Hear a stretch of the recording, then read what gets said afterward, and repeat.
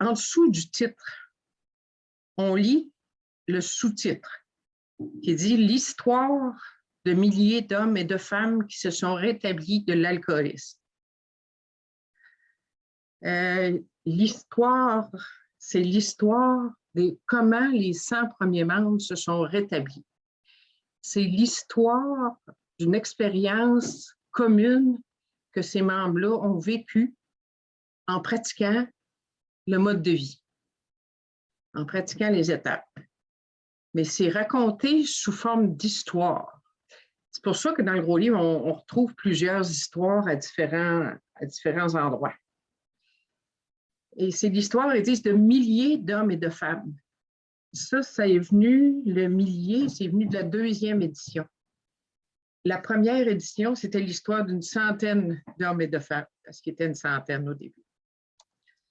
Et le bout important là-dedans, pour moi, c'est qu'ils se sont rétablis de l'alcoolisme. Ils ne sont pas guéris, c'est pas pareil. Ils se sont rétablis. C'est la première promesse du gros livre. C'est qu'on peut se rétablir de l'alcoolisme.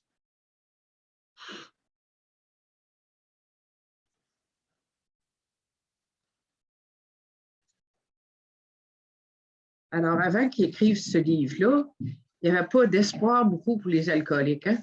Dans le temps, là, ça a été écrit en 1938 à peu près, publié en 1939, et le mouvement a été fondé en 1935.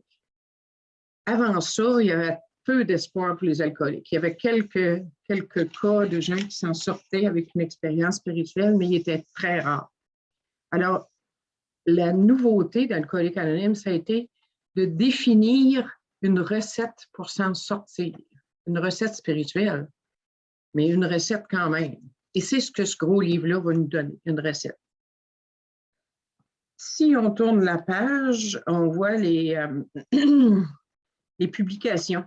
Ce que ça dit, je ne sais pas si tout le monde a la même chose, là. En français, il donne le copyright en 1963, 1985, 1989 et 2003.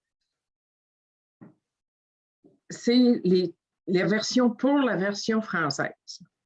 OK? Et la 4e édition en français a été écrite en 2003. C'est celle que tout le monde a entre les mains, j'espère, parce que si vous n'avez pas la même édition, vous allez avoir de la difficulté à suivre un peu. OK? En français, il y a eu, juste pour la petite histoire, j'aime bien la petite histoire, moi. La première édition du gros livre a été traduite par des membres de Québec et ils ont publié en 1952 une version, la version des premières pages du gros livre. C'était une version non approuvée par New York, mais il y avait un texte en français à partir de 1952. Fait que ça, j'ai réussi à mettre la main là-dessus. OK? Ensuite, on va aller à la table des matières. La table des matières, les premières pages qui sont dans des chiffres romains donnent des informations générales sur les alcooliques anonymes. Dans le fond, c'est un peu l'histoire d'Aurore, en gros.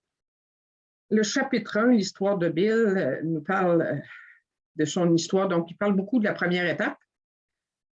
Le chapitre 2, il y a une solution, on parle de la première et de la deuxième étape. Le chapitre 3, autres données sur l'alcoolisme, c'est encore la première étape. Puis là-dedans, vous allez retrouver beaucoup d'informations sur les rechutes.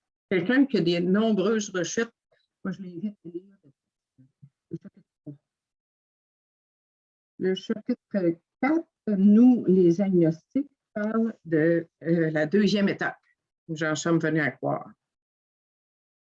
Le chapitre 5 nous parle des étapes 3 et 4. Le chapitre 6 des étapes 5 à 11. Puis le chapitre 7, au secours des autres, c'est la 12e étape. Les chapitres 8, 9, 10, à quelque part, on peut voir ça comme la pratique du mode de vie ou comment je dirais bien ça, les considérations pratiques dans tous les domaines de notre vie. Puis le chapitre 11 parle beaucoup de la 12e étape. La vie qui vous attend, c'est la vie en partageant ce mode de vie-là. Une fois qu'on a mis les étapes en pratique, les 11 premières, on va partager ce mode de vie-là. Et c'est donc la vie qui nous attend là. OK? Alors, je vais passer les restes des histoires. Après ça, on a les histoires personnelles qui commencent à la page 193. J'aurais des choses à dire là-dessus, mais je vais vous laisser les lire éventuellement. J'espère que vous allez les lire. Dans la dernière page de la table des matières, on retrouve les appendices. Le premier, c'est sur les traditions. Le deuxième, c'est sur l'expérience spirituelle. Donc, ce sont les étapes 2, 3 et 11 qu'on peut retrouver là-dedans. OK. Ça va-tu jusque-là? Y a-t-il des questions?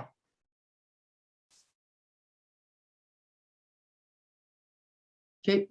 Peut-être aller un petit peu plus lentement, qu'on puisse prendre des notes. Oui, OK. Merci. Je suis vite un peu? D'accord. Si vous avez besoin que je répète des choses, dites-moi les, là. OK. Donc, on est rendu à la préface. Là, je vais avoir besoin de lecteurs. Je n'ai pas nommé, la dernière fois, j'avais quelqu'un qui lisait, une liseuse officielle, mais là, je n'ai pas nommé personne. J'aimerais ça avoir des volontaires pour lire. Oui, Fabien, vas-y. Jocelyne, tu pourrais-tu juste savoir la page, s'il te plaît? La préface, c'est à la page XI. OK, merci. Bienvenue. OK, donc Fabien, vas-y. Les autres, laissez votre main levée. Je vais vous faire lire dans l'ordre que je vois les mains levées. Alors, voici la 4e édition du gros livre, Les Alcooliques Anonymes. Une traduction fidèle du livre d'origine Alcooliques Anonymous. La première édition apparut en avril 1939 et au cours des 16 années qui y ont suivi, plus de 300 000 exemplaires ont été mis en circulation. La deuxième édition, publiée en 1955, a été publiée à plus d'1 150 500 exemplaires. Le tirage de la troisième édition, qui est apparu en 1976, était de 11 698 000. OK. Donc, ici, ils disent une traduction fidèle du livre d'origine Alcooliques Anonymous. Je dois contredire ça. Moi, j'estime le gros livre en passant.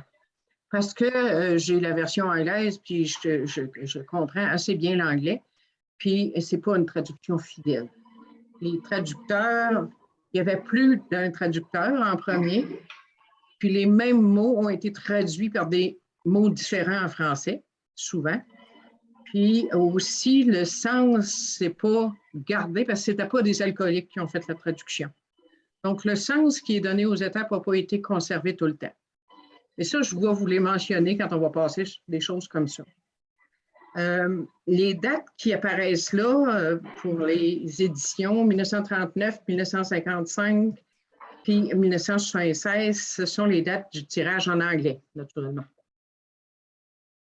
OK. Fabien, tu veux-tu lire l'autre paragraphe, s'il te plaît? Oui.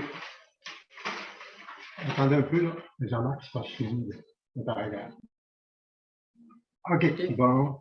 Comme ce livre est devenu le texte de base de notre association et qu'il a aidé un si grand nombre d'hommes et de femmes alcooliques à se rétablir, une forte opinion veut qu'aucun changement radical ne soit apporté dans le livre.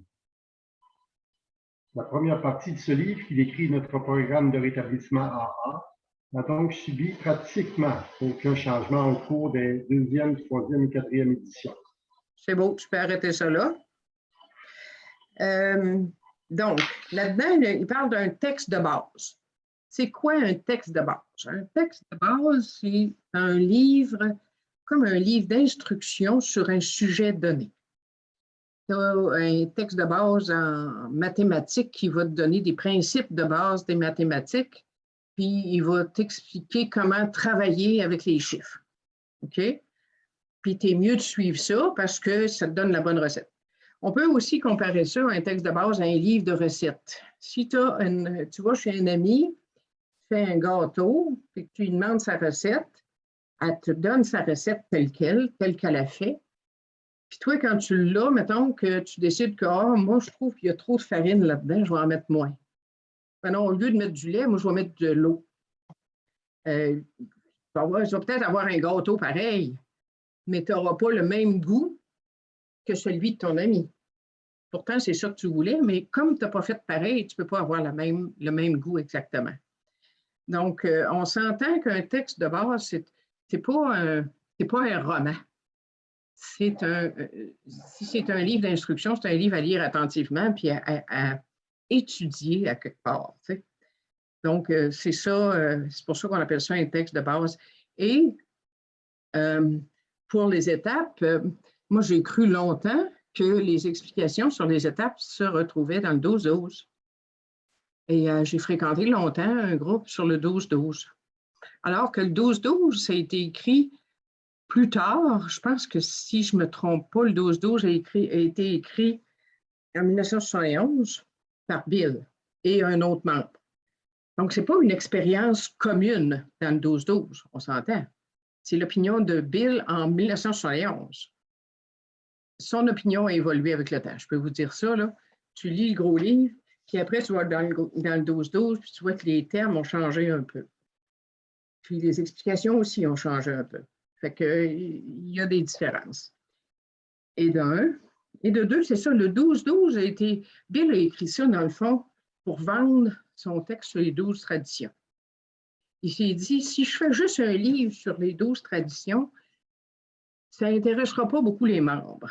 Parce que les membres, ça ne leur tentait pas trop d'entendre parler des 12 traditions. Donc, c'est ça. Le 12-12, j'ai écrit les 12 étapes pour fournir des explications additionnelles, mettre du blabla autour des étapes, puis pour espérer vendre son livre. Et ça a marché, son affaire. Mais ce n'est pas là qu'on trouve les instructions de base. Les instructions sur la façon de faire les étapes se trouvent dans le gros livre. Moi, quand je l'ai lu la première fois, je ne peux pas dire que j'ai accroché beaucoup. J'ai lu ça comme un roman, puis je ne comprenais pas trop, je vais te dire. Mais je sais aujourd'hui que, dans le fond, ça prend, pour vraiment être en mesure de comprendre ce qui se dit là-dedans, c'est mieux d'être guidé par quelqu'un. Puis justement, d'avoir un peu d'explication, puis un peu plus d'informations avant pour pouvoir le travailler correctement. Donc, c'est un texte de base. Ils disent, une forte opinion veut qu'aucun changement radical ne soit apporté dans le livre. Donc, il dit, la première partie a subi pratiquement aucun changement, sauf quelques petits détails qu'il donne. C'est vrai en anglais, mais pas en français. En français, on avait une traduction pour la 3e édition. Je pense qu'ils ont changé le texte quasiment à chaque édition. Mais la 3e édition, on avait un texte qui avait de l'allure, là. Puis, à la 4e édition, ce que New York a décidé de faire, c'est de le refaire traduire à nouveau. Fait qu'ils ont engagé des traducteurs, comme je vous disais tout à l'heure, qui n'étaient pas des membres A. Avant, ça avait été traduit par des membres A, la 3e édition. La 4e édition n'a pas été traduite par des membres A. Donc, c'est pour ça qu'on se retrouve avec des choses qui n'ont pas tout à fait le même sens en français qu'en anglais. Puis, ça a subi des changements parce que, comme je vous disais, entre la 3e et la 4e édition, la traduction a changé. Donc, même le texte des étapes, il y a eu quelques changements dans le texte des étapes. D'ailleurs, on avait, moi je suis arrivée en 81, donc la version française de la 4e édition est arrivée en 2003. Puis on avait envoyé comment je dirais bien ça, des protestations à New York. Je n'étais pas toute seule, là, on était plusieurs. Qu'on n'était pas d'accord avec la nouvelle traduction des étapes, mais ça n'a jamais abouti. Par contre, j'ai su récemment, un membre m'a dit qu'à un rassemblement auquel assistaient des membres de New York, des membres du bureau des services généraux à New York, ont reconnu que la version française n'était pas tout à fait adéquate. C'est bien plate, hein, mais c'est ça. Ils l'ont reconnu, mais ils n'ont rien fait pour le changer. Ça n'a pas changé. Je ne sais pas si un jour on aura une meilleure traduction, mais en attendant, on fait avec celle qu'on a. Alors, merci Fabien. On va passer à la page XIII, à l'avant-propos de la première édition. Avant, est-ce qu'il y a des questions? Je vois qu'il y a des mains levées. Ça fait que si vous avez des questions, le mieux, c'est d'ouvrir votre micro et de la poser. Si vous avez des questions ou des commentaires.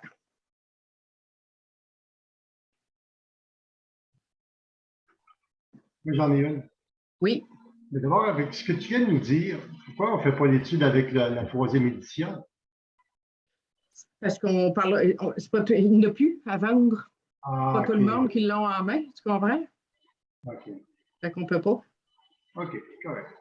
Puis il y a aussi C'est une le bonne fait question. il y a aussi le fait, je veux dire, que si un nouveau, on veut aider un nouveau, le nouveau va avoir la 4e édition. Parce que moi, je les ai toutes les traditions. Les différentes versions, tu les autres aussi, hein? Oui. Moi, c'est juste un petit mini commentaire, là. C'est ça, j'ai entendu entre les branches qu'il y aurait une 5e qui se prépare tranquillement là, dans 89-12, enfin, dans la réunion des RSG. C'est ça, semble-t-il. Puis, et puis que, ben, c'est ça que, juste pour info que je trouve intéressante, là, c'est le gros livre est traduit dans au-dessus de 68 langues et dialectes. Ça touche beaucoup de gens partout sur notre planète. C'est tout, c'est juste des petits... Oui, tu as raison, il va y avoir une 5e édition. Il y aura, dans la version anglaise, il y aura peu de changements dans les premières pages dans lesquelles est décrit le mode de vie. Les histoires personnelles vont changer.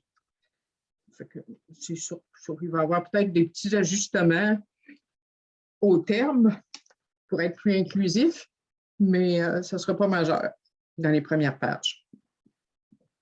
OK. L'avant-propos de la première édition, c'est ce qui apparaissait dans le premier tirage de la première édition paru en 1939. Je vais le lire parce que ce n'est pas bien long ce qu'on a à lire, ce n'est même pas le premier paragraphe au complet. Ça dit « Nous, les alcooliques anonymes, sommes au-delà d'une centaine d'hommes et de femmes qui nous sommes remis ou rétablis en anglais d'un état physique et mental apparemment désespéré. Le but principal de ce livre est de montrer à d'autres alcooliques comment exactement nous nous sommes rétablis. Pas comment à peu près on s'est rétabli, comment exactement. Donc, encore là, ça sous-entend la notion d'un livre de recettes ou un livre d'instruction. Donc, c'est exactement. Donc, il commence déjà ici à nous parler qu'on se rétablit d'un état physique et mental apparemment désespéré. Pourquoi apparemment désespéré? C'est parce qu'avant 1935, c'était un état désespéré. Les médecins désespéraient des alcooliques. Ils ne savaient pas comment les aider. On s'entend? Puis aujourd'hui, c'est apparemment désespéré parce qu'il y a une solution. Les alcooliques anonymes présentent une solution. En passant, j'ai récemment lu un texte sur Internet qui publiait les résultats d'une étude scientifique qui ont démontré que la solution des alcooliques anonymes était la plus efficace parmi les méthodes suggérées pour le rétablissement. Maintenant, vous savez, les maisons de thérapie ne proposent pas tout loin de là la thérapie avec les 12 étapes. C'est plus une thérapie basée sur les comportements. Et sur des fois même, c'est le bois contrôlé ou la réduction des méfaits. Alors, ce n'est pas la méthode A. Et la meilleure méthode, selon les scientifiques, c'est celle des alcooliques anonymes. Ils disent aussi, ils nous donnent le but principal du livre. C'est de montrer. Pourquoi ils veulent nous montrer comment on s'est rétabli? Ils veulent nous montrer pour qu'on puisse nous-mêmes se rétablir et aussi pour qu'on puisse le partager avec d'autres. Donc, si je suis la même recette que les premiers membres, je vais obtenir le même résultat. s'entends-tu là-dessus? Donc, c'est ça. Est-ce que tu peux confirmer à quelle page tu étais, Jocelyne? La page XIII, la page 13 en chiffre romain. OK, merci. Bienvenue. Ensuite, on va aller à la page XIV, la page suivante, qui est dans le paragraphe au milieu de la page. Ils disent, d'ailleurs, c'est de là que notre préambule vient. La plupart le gros du texte du préambule, au milieu, ça dit « Nous ne formons pas une organisation au sens traditionnel du terme. Nous n'imposons aucun frais ni droit. Le désir sincère de cesser de boire est la seule condition pour devenir membre. » Donc, ici, il parle du désir sincère, alors que dans notre préambule, c'est le désir d'arrêter de boire. Dans nos traditions, c'est le désir d'arrêter de boire. Ici, il mettait sincère dans le temps, en 1938. Il disait que c'était un désir et la seule condition. Je suis contente qu'il n'ait pas gardé le désir sincère, parce que moi, quand je suis arrivée aux Alcooliques Anonymes, je n'avais pas le désir sincère. On s'entend-tu d'arrêter de boire?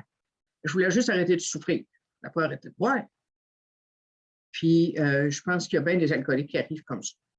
Alors, le désir sincère de cesser de boire doit cependant venir à un moment ou à un autre si on veut rester abstinent. Si le désir sincère ne devient pas sincère, il y a peu de possibilités de se rétablir.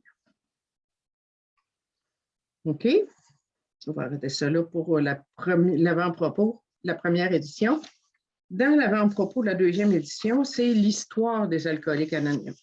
En gros, la croissance, c'est l'histoire des A de 1935 à 1955. Je dirais, on ne rentrera pas là-dedans. C'est intéressant. Moi, je trouve, comme je vous disais, j'aime beaucoup l'histoire, mais on ne rentrera pas là-dedans. On va aller à la page XX, où on retrouve les statistiques de 1955. C'est vers le bas de la page, le dernier paragraphe complet. Ils disent que pendant les difficultés internes de notre période d'adolescence s'aplanissait, le public n'a pas de géant excepté les A. Il y avait deux raisons, le nombre considérable d'alcooliques rétablis et de foyers réunis. On le remarquait partout. Bon, et là, arrivent les statistiques. Parmi les alcooliques qui se sont joints au A et qui ont fourni un véritable effort, 50% sont devenus abstinents immédiatement et le sont demeurés. 25% sont parvenus à l'abstinence après quelques rechutes. Et les autres qui ont continué de fréquenter les AA ont fait des progrès. Des milliers d'autres ont assisté à quelques réunions et ont rejeté le programme dans un premier temps. Mais un grand nombre d'entre eux, 2 sur 3 environ, sont progressivement revenus. Alors, ça, c'est les statistiques de 1938. Est-ce que vous trouvez aujourd'hui que ces statistiques-là tiennent encore? Est-ce que, Jocelyne, tu es à quelle page? Je n'avais pas compris. XX, 20 en chiffre romain. Ça aurait peut-être été mieux. Attendez. Je vais sortir mon micro. Vous allez probablement m'entendre mieux parce que quand je bouge, je pense que ça fait une différence. Alors, est-ce que vous croyez que ces statistiques-là se vérifient encore aujourd'hui? Je dirais oui, mais je ne sais pas comment le vérifier. OK? Moi, j'ai longtemps cru que non. Parce qu'aujourd'hui, on dit beaucoup dans Alcooliques Anonymes, mais combien qu'il y en a qui arrivent à Alcooliques Anonymes, qui restent et qui se rétablissent? C'est quoi le pourcentage? On n'a pas de statistiques vraiment. Mais je pense qu'au global, les statistiques, on n'arrive pas à 50%. Là. Hein? L'affaire, le truc là-dedans, il y a un piège. C'est que c'est ceux qui se sont joints au AA et qui ont fourni un véritable effort. Ceux qui fournissent un véritable effort, parmi eux, il y a 50% qui se rétablissent, encore aujourd'hui. OK? Donc, ça, c'est toujours vrai. Fait que tu avais raison, Fabien. C'est encore vrai. Parce que ceux qui fournissent un véritable effort, ça va être ça, les résultats. Ça va-tu? OK. L'avant-propos de la 3e édition, à la page XXII. Cet avant-propos, les autres, les 2 premiers avant-propos ont été écrits par Bill. Et celui de la 3e édition, qui a été écrit en 1976, ça n'a pas été écrit par Bill parce qu'il était décédé. Je vous ai dit tantôt que le 12-12 a été écrit en 1971. Ce n'est pas vrai, parce que Bill est décédé en 1971. Ça fait que ça doit être plutôt en 1900. En tout cas, je ne me rappelle plus. Je vais le trouver maintenant, je dois l'avoir écrit quelque part. Donc, l'avant-propos de la marqué, le 12-12, là, dans le livre des 12-12, c'est marqué 52. En 52? OK, c'est bon. Merci, merci Monique. Donc, l'avant-propos de la 3e édition, on n'en parlera pas. Il n'y a pas grand-chose. C'est un peu plus comme une conclusion sur les années précédentes. Puis celui de la 4e édition, on n'en parlera pas non plus. Ce qui nous amène à la page sur l'opinion du médecin, à la page XXVI, 26 en chiffres romains. Entendez-vous mieux? Ça va-tu mieux un peu? Oui? OK. C'est beau. Y a-t-il des questions sur ce qu'on vient de voir, là, les premiers pré-chapitres?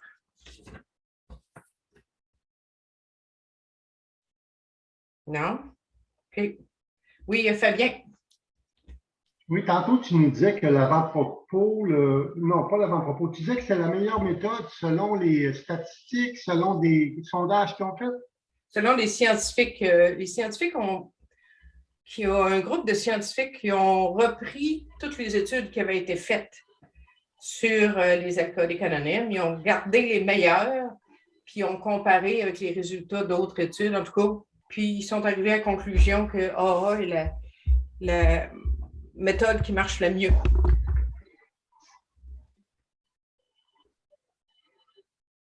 Si vous voulez plus d'informations là-dessus, je vais me prendre une note, puis pour le prochain, je vous donnerai la référence pour ces études-là. Je vais garder ça quelque part.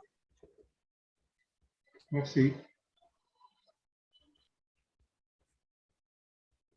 Merci, Fabien. OK. Donc, l'opinion du médecin. J'ai besoin de quelqu'un pour le lire. On va aller à Joanne, qui était la suivante. Bonjour tout le monde, moi Joanne, alcoolique toxicomane. Mm-hmm. L'opinion d'un médecin. Oui. Nous, des alcooliques anonymes, croyons que l'opinion d'un médecin sur le programme de rétablissement décrit dans ce livre pourra intéresser nos lecteurs. S'il est un témoignage convaincant, c'est bien celui apporté par les médecins qui ont pu se rendre compte de la souffrance de nos membres et qui ont été témoins de leur retour à la santé. Voici la lettre écrite par un médecin célèbre, directeur médical d'un hôpital réputé du pays, spécialiste dans le traitement de l'accoutumance à l'alcool et à la drogue. OK. Donc, ici, il présente un médecin célèbre en 1938, directeur médical d'un hôpital réputé du pays, c'est le Towns Hospital de New York. Towns, qui s'écrit T-O-W-N-S. Donc, il est directeur médical, il est neurologiste et psychiatre. C'est pas n'importe qui. Et c'est le docteur Silkworth, naturellement. Tu veux-tu continuer, Joanne? Oui. Acquis de droit. Je suis spécialisée dans le traitement de l'alcoolisme depuis plusieurs années. À la fin de 1934, j'ai traité un patient qui, bien qu'il eût été un homme d'affaires compétent et capable de gagner beaucoup d'argent, était alcoolique à un degré que j'en étais venue à juger désespéré. OK. Le patient qui a traité, c'est? Bill W. Exact. C'est ça. Donc, il est spécialisé dans le traitement de l'accoutumance à l'alcool et à la drogue. Donc, il sait de quoi il parle. Vas-y, Joanne. Oui. Au cours de son 3e traitement, cet homme a acquis certaines idées au sujet des moyens possibles de se rétablir. Dans le cadre de son rétablissement, il a commencé à exposer ses idées à d'autres alcooliques, insistant auprès d'eux pour qu'ils agissent de même envers d'autres. De là a pris naissance une association formée de ces hommes et de leurs familles qui s'est développée rapidement. Cet homme et plus d'une centaine d'autres semblent s'être rétablis. Personnellement, je connais de nombreux cas où d'autres méthodes avaient été totalement infructueuses. OK, c'est beau. On va arrêter là. Donc, Bill, il dit qu'il a acquis certaines idées au sujet d'un moyen de se rétablir. Comment c'est arrivé? Comment il est arrivé à avoir ces idées-là? La petite histoire des alcooliques anonymes débute avec un homme qui s'appelle Rowland, R-O-W-L-A-N-D, qui a consulté le docteur Carl Jung. D'ailleurs, on retrouve cette histoire-là dans le gros livre. Donc, Rowland a compris qu'il avait besoin d'une expérience. Le docteur Jung lui a dit qu'il avait besoin d'une expérience spirituelle pour être libéré de son alcoolisme. Et Rowland a cherché ça auprès des groupes Oxford de New York. Et il a réussi à devenir abstinent. Rowland a transmis le message de rétablissement des groupes Oxford à Eddie, qui était un ancien copain de Bill. Et Eddie a contacté Bill pour lui transmettre ces idées-là. Donc, Bill a obtenu ces idées qui sont les principes spirituels des étapes de Eddie. Et lui, il l'avait eu des autres avant lui et des groupes Oxford. Donc, au début, avant que ce soit AA, les premiers membres fréquentaient les groupes Oxford.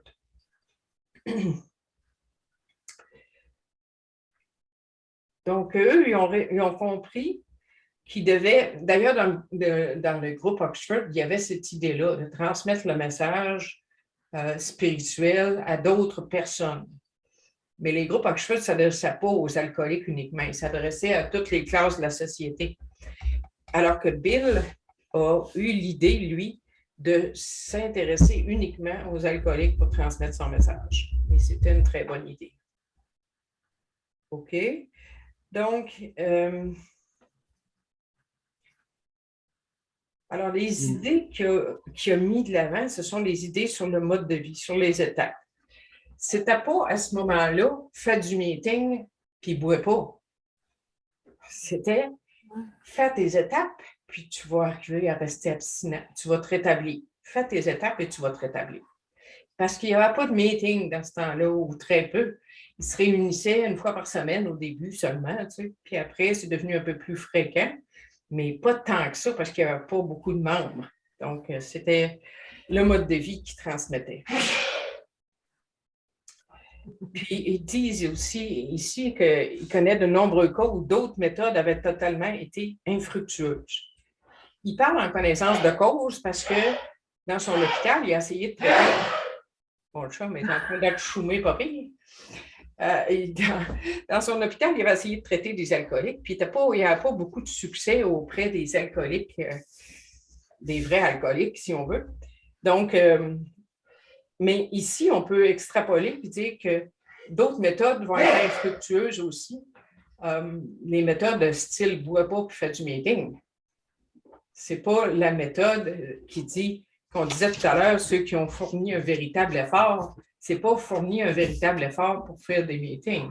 C'est fournir un véritable effort pour travailler ton mode de vie, pour faire tes étapes. OK? Je regarde mes notes pour voir si j'ai oublié quelque chose. À la page suivante, on voit la signature du médecin, William D. Silcourt. Une petite anecdote là-dessus. Cette signature-là a été ajoutée à la 2e édition. À la première, le docteur Silcourt ne voulait pas signer parce qu'il y avait l'idée que l'alcoolisme était une maladie n'était pas reconnue encore.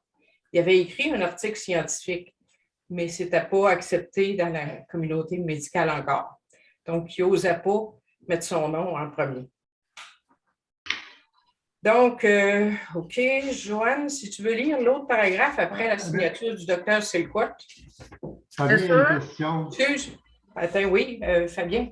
Quand tu dis qu'Oxford, là, c'est une question que tu n'es pas obligé de répondre, peut-être que tu ne sais pas. Oxford, il soignait qui, dans le fond?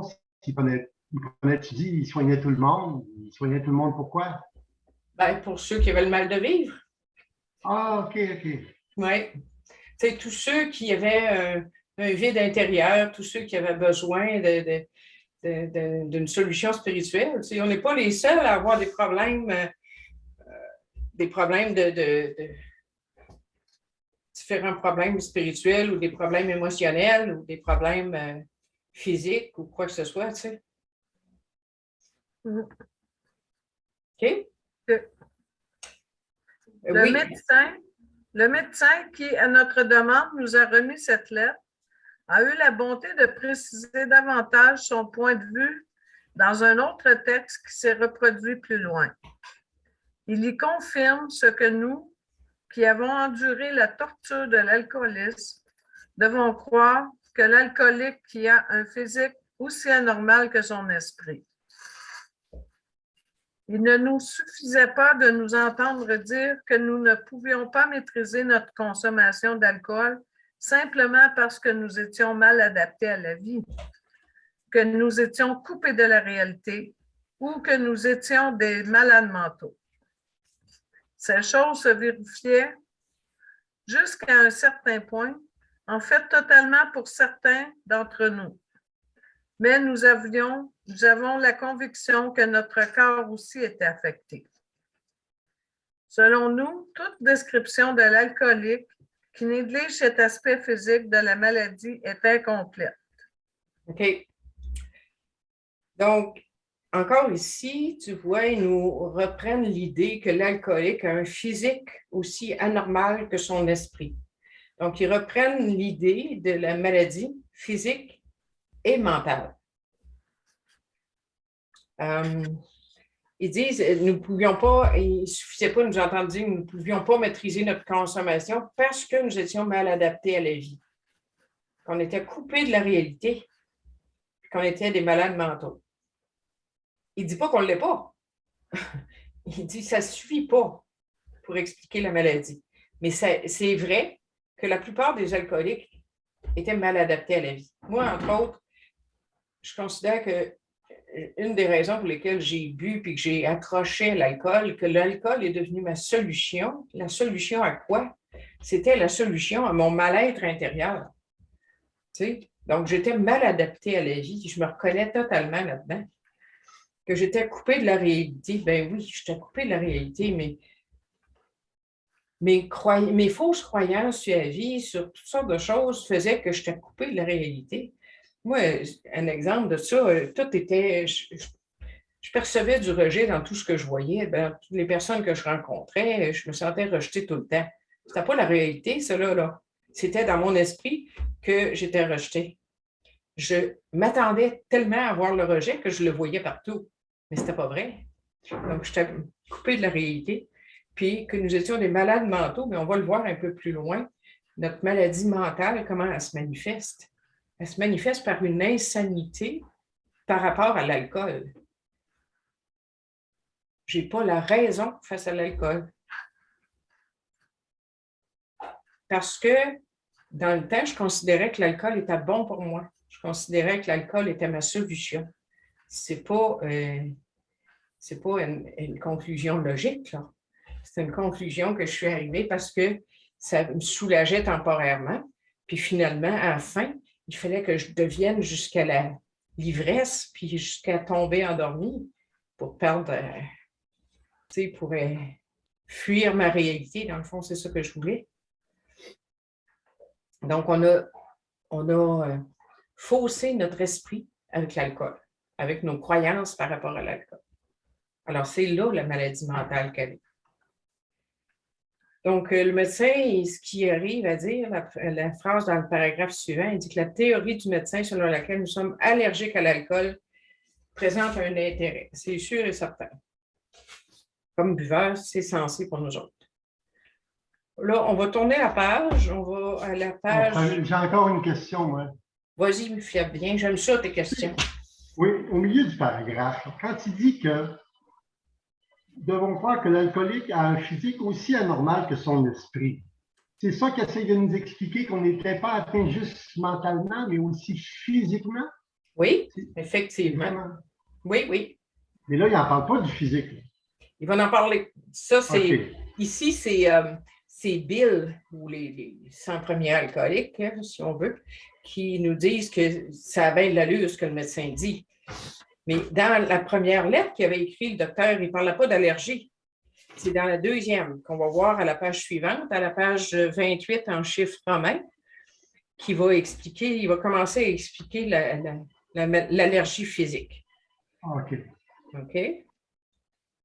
Donc, à cette page-là,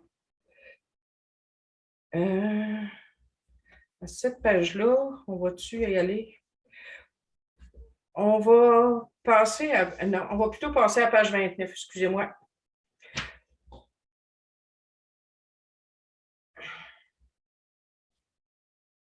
On va commencer au paragraphe qui débute par « Nous croyons ». Qui veut lire ça? Joanne, je te remercie de ton bout. José, c'est à José qu'on est rendu. Oui. Donc, page 29. Page 29, en chiffre Au milieu, romain. à peu près, nous croyons. Oui, au milieu, nous croyons. Nous croyons, et nous l'avons dit il y a quelques années, que les effets de l'alcool sur ces alcooliques chroniques sont une manifestation de type allergique. Le phénomène d'un besoin maladif d'alcool se limite à cette catégorie de personnes et ne se produit pas chez les buveurs modérés. Les victimes de cette réaction allergique ne peuvent jamais prendre d'alcool sous quelque forme que ce soit en toute tranquillité. Une fois qu'ils ont contracté l'habitude de boire et découvert qu'ils ne peuvent plus s'en défaire, une fois qu'ils ont perdu confiance en eux-mêmes et en toute valeur humaine, leurs problèmes s'accumulent et deviennent étonnamment difficiles à régler. Une approche émotive. On va arrêter là pour tout de suite. Il y a du stock là-dedans. Donc, il commence à nous parler de la réaction allergique. Moi, ça m'a pris du temps à comprendre la réaction allergique. Je ne comprenais pas.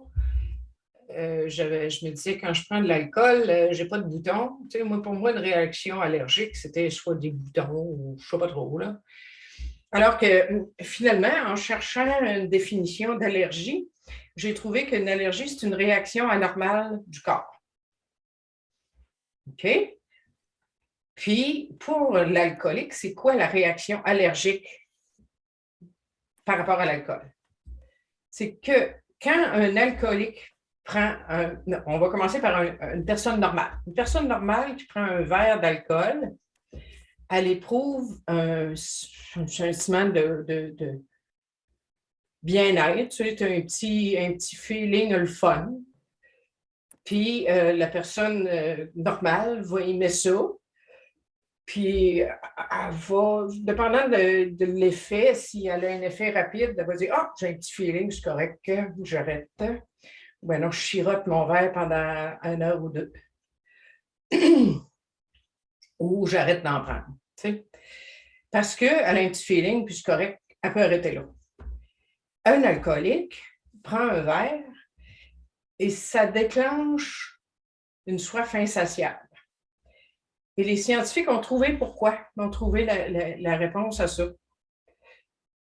Dans le temps du docteur Silkworth, il ne savait pas. Le docteur Silkworth ne pouvait pas expliquer l'allergie. Il voyait juste que quand un alcoolique commence à boire, il a de plus en plus soif. Il prend un verre, il a soif encore. Il en prend un autre, il a encore plus soif. C'est parce que dans l'alcool, quand elle passe dans le corps, elle se décompose en différents éléments, dont l'acétone.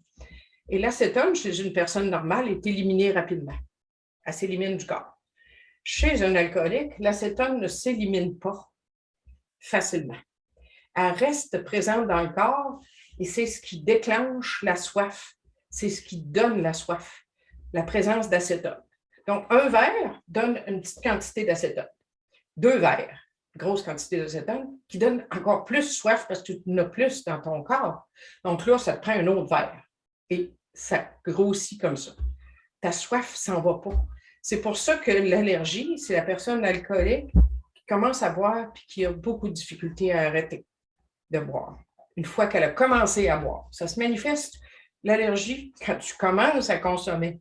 C'est comme si tu es allergique aux fraises, tu n'auras pas de problème tant que tu ne manges pas de fraises.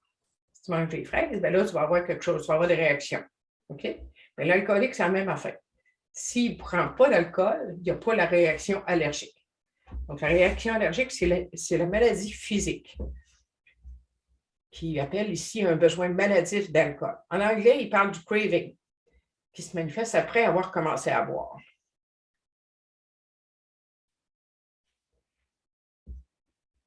Et la maladie physique est une maladie permanente. C'est la partie de la maladie qui ne peut pas, qui ne s'enlève pas. Tu sais, si tu es allergique aux fraises aujourd'hui, habituellement, tu vas rester allergique aux fraises toute ta vie, même si tu n'en manges pas.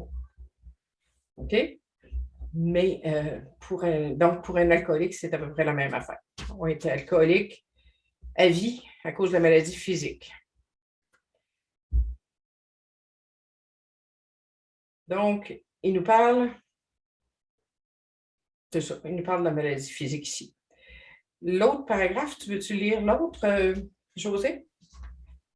Excuse-moi. Oui, bien sûr. Oui.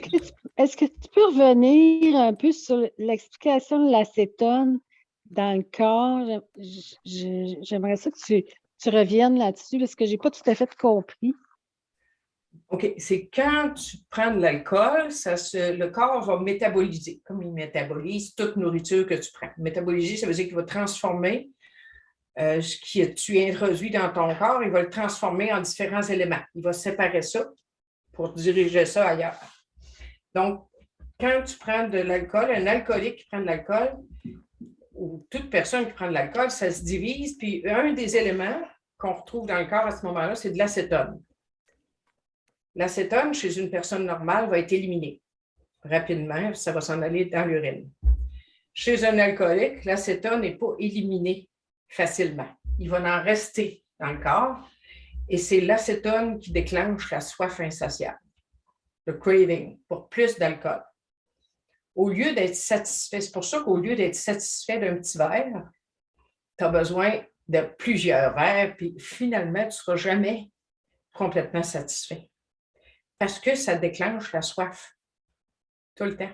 À chaque verre que tu prends, tu as de plus en plus soif. Ça va-tu? C'est assez clair? Oui, merci. Bienvenue. D'autres questions?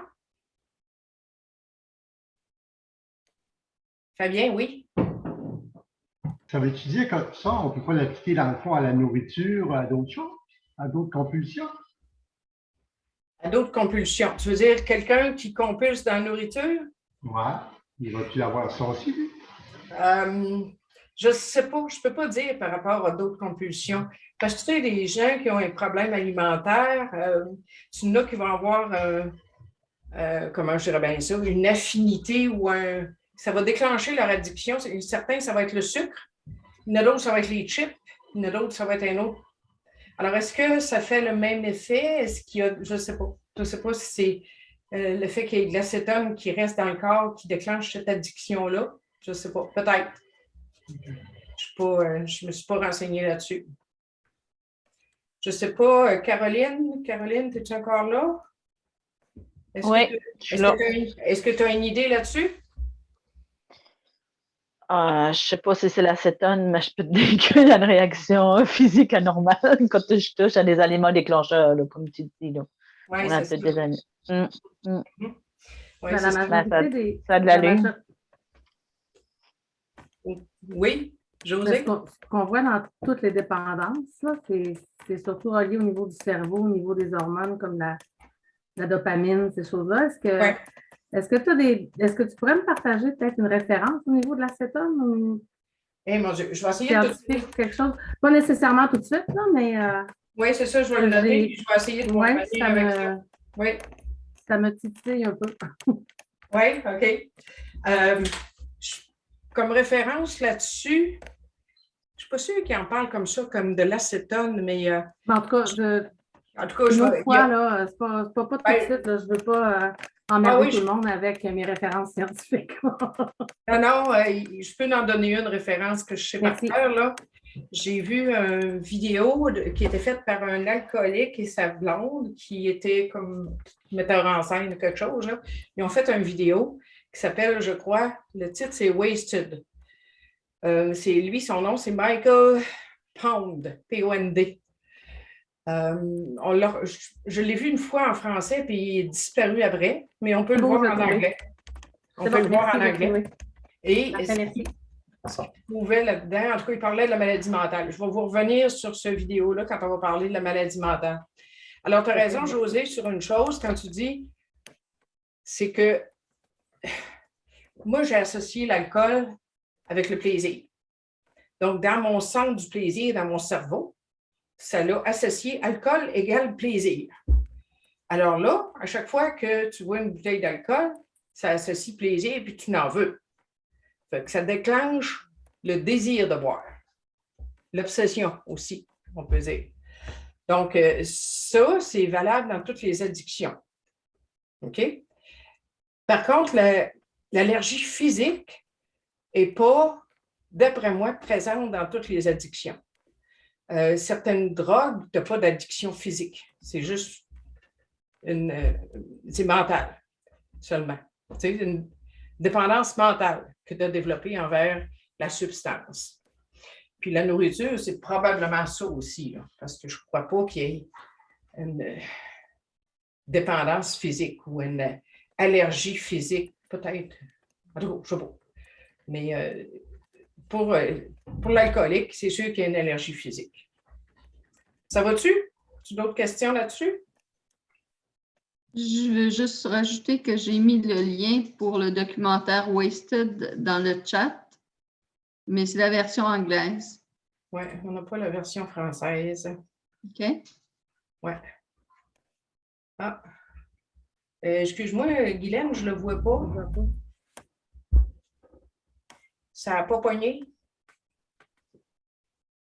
OK, en tout cas, on va te laisser le temps de le remettre. C'est bon. Tu veux-tu lire l'autre paragraphe, José, s'il te plaît? Ben, je le Yes, vois, yes, moi, Jocelyne. Ah, là, il est apparu. Ah oui. Merci. Merci beaucoup, Guylaine. Donc, une approche émotive superficielle suffit rarement. Le message susceptible d'intéresser et de retenir l'attention de ces alcooliques doit être intense et puissant. Dans presque tous les cas, leurs idéaux doivent être fondés sur une force plus grande qu'eux-mêmes s'ils veulent être en mesure de refaire leur vie. Donc, une approche superficielle, on peut comparer ça à ta famille qui te dit que tu devrais arrêter de boire pour tes enfants, par exemple. Ça a l'air bizarre que c'était l'approche superficielle, mais ce n'est pas suffisant comme motivation pour t'arrêter de boire. Moi, mon fils, quand j'ai bu pendant 4 ans tous les jours, j'ai commencé à boire, mon fils avait 3 ans, puis j'ai arrêté de boire, il avait 7 ans. Puis j'étais en train de me suicider avec l'alcool. Je regardais mon verre, je me disais, je me suicide avec ça, puis c'est correct. Puis c'était pas le fait que mon fils était dans ma vie, c'était pas suffisant pour me retenir. Comprends-tu? Quand ils disent que ça prend un message qui est intense et puissant, oui, effectivement. Puis intense et puissant, ça veut dire aussi d'expliquer à l'alcoolique qui arrive que l'alcoolisme, c'est une maladie fatale, que c'est une maladie, que l'allergie, c'est une maladie que tu t'en débarrasses pas de l'allergie. Puis la partie mentale de la maladie va te ramener à ton premier verre, puis tu peux en mourir. C'est pas rien, c'est grave. La maladie est grave, c'est sûr. Par contre, une fois qu'on a une solution spirituelle, on est pas mal mieux que quelqu'un qui a un cancer et qui ne réussit pas à s'en sortir. Tu comprends? Fait qu'on a une solution spirituelle. Merci, mon Dieu. Puis, excusez, même le médecin reconnaissait que leurs idéaux doivent être fondés sur une force plus grande, un pouvoir plus grand qu'eux-mêmes. Donc, ils commencent à parler d'une puissance supérieure ici. Hein. C'est un médecin qui parle, tu sais. C'est parce qu'ils comparent ça à... Ils disent les idéaux fondés ou grandés, enracinés dans une force plus forte. Tu dois avoir des racines profondes, une profonde confiance, autrement dit, en une puissance supérieure. Parce que plus tes racines vont être profondes, ta croyance en ta puissance supérieure, puis ta foi, ta connaissance que Dieu peut t'aider, plus ça va être profond, moins tu risques d'être déraciné. Comme un arbre, plus ses racines sont profondes, moins il va être déraciné. C'est le même principe dans les principes spirituels. Donc, une approche superficielle aussi, c'est dans le mouvement, quand j'entends « bois pas puis fais du meeting », pour moi, c'est une approche superficielle, ça. C'est pas le message du gros livre, ça ne dit pas « je ne vais jamais trouver ça dans le gros livre ». Puis vous ne le trouverez pas, je ne pense pas. Peut-être dans les histoires personnelles. Mais n'oubliez pas que les histoires personnelles, ce n'est pas là qu'est la recette. La recette pour le mode de vie, c'est dans les 180 combien de pages, là? Jusqu'aux histoires personnelles, dans les 192 premières pages, mais en plus, dans tout le bout qu'on est en train de dire là, ça ne fait pas partie des... L'opinion du médecin, ça ne fait pas partie des 192 premières pages seulement. Mais c'est aussi important, l'opinion du médecin, c'est la base. OK, merci Josée pour ta lecture. On va passer à la page 30, hommes et femmes. Est-ce que, Céline, tu voudrais nous lire ça, s'il te plaît, ce paragraphe, un paragraphe? Ton micro, s'il te plaît. OK. Tu veux au début de la page? Commence le paragraphe qui commence par hommes et femmes, au premier paragraphe complet. OK. Hommes et femmes boivent essentiellement parce qu'ils aiment l'effet produit par l'alcool. L'impression d'évasion qu'il procure est telle que même si les buveurs admettent son effet nuisible sur la santé, ils ne peuvent plus, après un certain temps, différencier ce qui est bon de ce qui ne l'est pas. Pour les alcooliques, la vie qu'ils mènent est la seule qui soit normale. Ils sont impatients, irritables et mécontents aussi longtemps qu'ils ne ressentent pas de nouveau cette sensation d'aise et de confort que leur procure quelques verres. Ces verres que d'autres prennent impunément sous leurs yeux, après qu'ils ont une fois de plus succombé au désir de boire, comme il arrive à un si grand nombre et que le phénomène de l'obsession s'accentue, les alcooliques traversent les étapes bien connues de la cuite, dont ils émergent bourrés de remords et fermement résolus à ne plus jamais boire. Ce scénario se répète encore et encore, et à moins que cette personne puisse vivre l'expérience d'un changement psychique total, il y a peu d'espoir qu'elle se rétablisse. OK. Donc, ils nous disent qu'on boit parce qu'on aime l'effet. Est-ce que vous êtes d'accord avec ça? Oui. Oui. Oui, tout le monde est d'accord, hein? On aime l'effet produit par l'alcool. L'effet qui parle, c'est l'impression d'évasion. On s'évade de quoi, vous pensez? On veut s'évader de quoi? Nos pensées, Les émotions. la réalité, nos émotions, notre mal-être, nos problèmes. Donc, ils disent, même si les buveurs admettent que l'alcool est nuisible, je savais, moi, que c'était pas normal que je boive de même, hein? Je m'en doutais bien. Ne peuvent plus, après un certain temps, différencier ce qui est bon de ce qui ne l'est pas. Ça ressemble-tu à une perte de raison, ça, d'après vous autres? C'est ça. Donc, ici, il commence à nous parler de la maladie mentale. Dans la page précédente, il nous parlait de la maladie physique. Là, il nous parle de la maladie mentale. Donc, ils disent que ça vous est déjà arrivé d'être impatient, irritable et mécontent quand vous manquez d'alcool? Absolument. Ben oui, parce qu'on a associé alcool avec bien-être intérieur. Parce qu'au début, quand on a commencé à boire, ça a fait cet effet-là. Puis avez-vous remarqué qu'un alcoolique recherche toujours cette sensation-là? Puis même quand j'ai commencé à boire régulièrement, puis que Je te dis que cette sensation-là, elle ne durait pas longtemps quand je commençais à boire. Mais c'est quand même, je retournais à la bouteille à cause de ça, parce que c'était encore cette sensation-là que je cherchais. Tu vois-tu? C'est une forme de folie. Dans le gros livre, en anglais, ils appellent ça beaucoup souvent, la plupart du temps, ils appellent ça l'insanité de l'alcoolisme, la partie mentale de la maladie qui me ramène à une substance qui n'est pas bonne pour moi, mais que moi, j'ai associé avec bonne pour moi. Tu sais? Je m'excuse, puis jumelé au fait, c'est ça que plus le corps aussi s'habitue, tout ça, fait que tu as toujours besoin d'augmenter pour aller chercher Oui. le même, c'est ça, Oui, c'est jamais c'est ça. satisfaisant. Oui, la quantité augmente avec le temps, parce que ça ne fait plus effet. Fait qu'il faut que tu augmentes la quantité, puis c'est fini, ça ne fait plus effet partout. Tu vas tomber, mais tu n'auras pas eu de fun. En tout cas, en dernier, moi, j'avais plus de fun. Pas vous autres, mais moi, j'avais plus de fun. Donc, il parle aussi de la sensation d'aise et de confort que nous procure quelques verres. Ouais, mais c'est ça. Ça a duré un bout, mais pour moi, ça n'a pas duré très longtemps. Quand je suis venue à boire à tous les jours, là, la sensation d'aise et de confort n'était plus là, ben. Puis ils disent, donc c'est ça, après qu'ils ont succombé au désir de boire, à l'obsession, dans le fond. Le phénomène d'obsession s'accentue. L'obsession s'accentue. Moi, je suis devenue de plus en plus obsédée par l'alcool. Mais quand tu bois, c'est le craving qui s'accentue. T'es faite à l'os. Dans tes images bourrées de remords et fermement résolus à ne plus boire. On a des remords. Pourquoi qu'on a des remords? On a des remords bien souvent à cause des conséquences qu'on a eues avec l'alcool. On s'entend-tu? Si j'avais pu boire sans conséquences, j'aurais continué. Mais les conséquences, c'était, entre autres, il y avait ma santé qui se détériorait. Il y avait le fait que j'avais le shake, que je n'étais même plus capable d'écrire sans shaker. Il y avait le fait que je faisais beaucoup de rétention d'eau, j'étais enflée.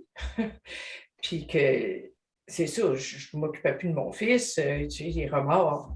J'ai négligé mon fils avec l'alcool, tu comprends? Fait qu'il y avait des remords là, certains. Je disais des choses que je ne voulais pas. Ciel. C'était pas très drôle. Puis il dit, ce scénario se répète encore et encore. Ça me fait penser, avez-vous déjà vu le film Le jour de la marmotte? Oui. Un alcoolique, oui, c'est le jour de la marmotte. Toujours répéter le même scénario. Recommencer à boire, même si je sais que ce n'est pas bon pour moi, éventuellement. À quelque part, je le sais. Oui, Céline, avais-tu une question ou quelque chose? Oui, moi, c'est sur les remords. Ma première consommation est à l'âge de 16 ans. Puis j'ai eu des remords. Je ne comprends pas, il n'y avait pas de conséquences. Il n'y a pas eu de...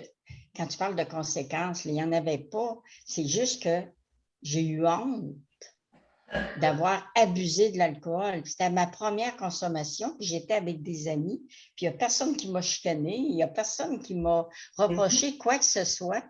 Puis pourquoi j'ai eu honte dès la première consommation, puis j'ai eu des remords? Ça peut être à cause de ton éducation. Si dans ton éducation, on t'avait dit que ce n'était pas correct de prendre beaucoup d'alcool, c'est juste ça. Ça peut être juste ça. Les croyances que c'est pas correct. C'est ça. Tu es senti coupable d'avoir trop bu. Oui. OK. OK. Donc, ils disent qu'à moins que cette personne puisse vivre l'expérience d'un changement psychique total. C'est quoi un changement psychique? C'est un changement dans la façon de penser. Et ce changement psychique-là va être obtenu par une expérience spirituelle, ce qui est le but de nos 12 étapes. C'est de nous amener à une expérience spirituelle qui va avoir un changement psychique. Pourquoi que j'ai besoin d'un changement psychique? C'est parce qu'on est rendu à la maladie mentale. Ma façon de penser a été faussée par l'alcool. Puis, si j'essaie de changer par moi-même ma façon de penser par rapport à l'alcool, c'est une mission quasiment impossible. j'ai besoin d'une puissance supérieure qui va me rendre la raison. C'est pour ça que dans la deuxième étape, nous sommes venus à croire que Dieu pouvait nous rendre la raison. C'est parce qu'ici, c'est ça qu'ils sont en train de me dire dans ce paragraphe-là, c'est que par rapport à l'alcool, je n'ai pas la raison. Donc, c'est pour ça que j'ai besoin d'une expérience spirituelle qui va changer mon psychique, qui va me rendre la raison par le fait même. Tu veux-tu nous lire l'autre paragraphe, Céline? Oui, oui, avec plaisir.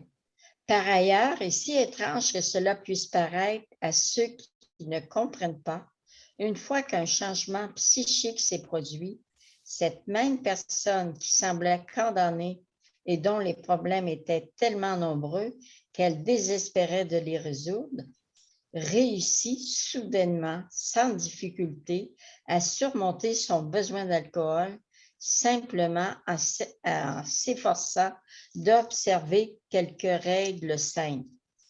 Mm-hmm. Donc, le changement psychique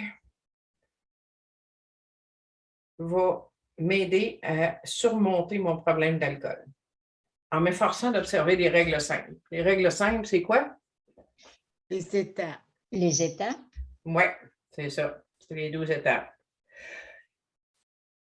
Vous savez, dans Alcooliques Anonymes, on entend des fois l'histoire du 15%, c'est l'alcool, puis 85% les comportements. Oui. Êtes-vous d'accord avec ça? Je sais pas. Le 85%, là, c'est le mental, le mental. C'est qui disait ça? Il y a un humoriste qui parlait de ça, le mental. C'est le mental qu'il faut qu'il change. Oui. Mental toughness dans les boys. Bert Messier. Oui, c'est ça. Le changement psychique, c'est la façon de penser. Il y a un vieux membre à Yuma qui nous disait, quand il y a un nouveau qui me demande ce qu'il a besoin de changer, il dit tout. Mais ça commence par ta façon de penser. Et c'est très vrai. C'est ça qui a besoin de changer. Puis pour ça, on a besoin du mode de vie, puis on a besoin d'une puissance supérieure. Parce que le comportement, là, si tu essaies de travailler sur ton comportement sans changer ta façon de penser, on s'entend-tu que tu es voué à l'échec? Ça ne marchera pas. Ça ne peut pas marcher. Ton idée est faite d'une façon que tu essaies de t'en aller par là. Tes idées vont toujours te ramener dans la même direction qui va. Donc, tu changes ta pensée, ta façon de voir les choses, ton attitude va changer, puis tes comportements vont suivre automatiques. Fait que travailler sur les comportements, c'est travailler à l'envers. On a besoin de changer notre façon de voir les choses, puis notre attitude, puis nos comportements vont finir par changer. Il n'y a pas de problème. C'est comme si, tu sais, il faut... C'est parce qu'en arrière de nos pensées, on a créé des croyances profondes. C'est tellement ingréné profondément, c'est au niveau de l'inconscient. Je n'ai même pas accès à ça bien souvent. Fait que comment tu veux changer ça si tu n'y as pas accès? Mais tu as une puissance supérieure qui, elle, peut avoir accès à ça puis t'aider à t'en sortir. OK, merci Céline. On va passer à Monique. Tu veux-tu nous lire à page 31 en chiffre romain le paragraphe vers le bas qui dit qui commence par « Je ne suis pas d'accord ». OK. Je ne suis pas d'accord avec ceux qui voient en l'alcoolisme uniquement un problème de maîtrise mentale. J'ai connu plusieurs hommes qui, par exemple, avaient travaillé pendant des mois sur une question ou sur une affaire dont le dénouement prévu pour un jour précis devait être en leur faveur. Ces hommes ont pris un verre à environ un jour de la date fixée et dès lors, le besoin irrésistible de boire a pris le dessus sur toute autre chose. De sorte que la rencontre importante n'a jamais eu lieu. Ces hommes ne buvaient pas pour fuir la réalité. Ils buvaient pour satisfaire un besoin de boire au-delà de tout entendement. Fait que c'est pas... Tu sais, on ne peut pas, dans le fond, il nous dit qu'on ne peut pas se contrôler mentalement. On n'a pas. C'est comme. C'est parce qu'on a une déformation, comme je disais, une déformation mentale qui nous dit que, oh, juste un verre, ça va être correct. C'est pas grave. Combien de fois qu'on a entendu ça, des membres qui reviennent d'une rechute? Oh, je me suis dit, je vais prendre juste un verre, ce sera pas grave. Ben oui. Mais c'est pas vrai, mais on se ment à soi-même. Tu sais? Donc, le besoin, l'obsession les amène au premier verre, puis après ça, le craving les garde sous.